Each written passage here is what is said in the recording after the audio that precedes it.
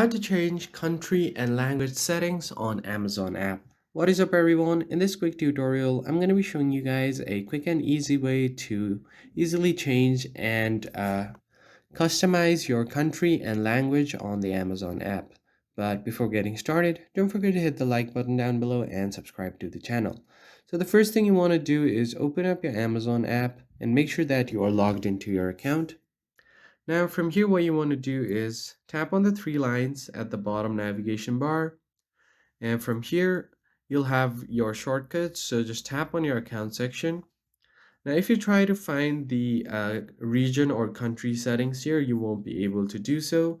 For this, you'll have to head over to this section right here where it's a profile. So just tap on it. And once you land on the profile page, you should be able to find this settings right here on the top right.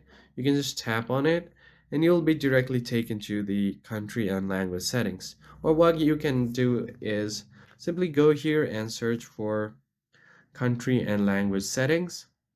And now you'll have this option country settings. So just tap on it and you'll be directed to the settings. Now, if you tap on country, you can change your region from here.